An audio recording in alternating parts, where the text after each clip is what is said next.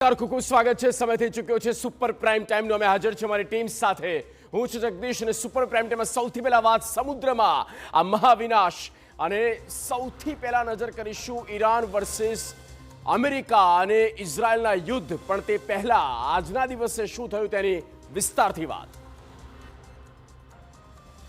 તો ઈરાનના નવા સુપ્રીમ લીડર અને તેનું પહેલું નિવેદન જુઓ। અત્યારના સૌથી મોટા સમાચાર આ બાબતને લઈને।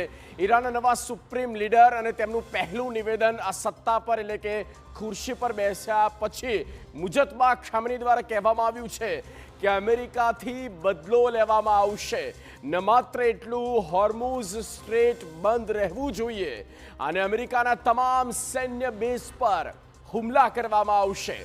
એક એક મોતનો બદલો પણ લેવામાં આવશે। આ પ્રકારનું કહેવામાં આવ્યું છે મુજતબા ખામેની દ્વારા, નવા આયાતુલ્લાહ ખામેની, અને જેના દ્વારા આ સ્ટેટમેન્ટ અપાયું છે।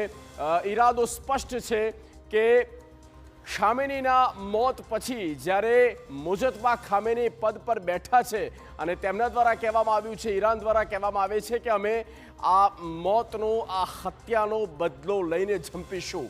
અને મામલો એટલા માટે અત્યારે વધુ વિકરાળતા તે તરફ દેખાઈ રહી છે કે આ યુદ્ધની વિકરાળતા હજી પણ વધી શકે છે, કારણ કે જે નિવેદન આવી રહ્યા છે તે ખરેખર એક રીતે બારૂદી વિધ્વંસક પ્રહાર તરફ ઇશારો કરે છે કે લડાઈ આનાથી પણ વધારે આકરી થઈ શકે છે।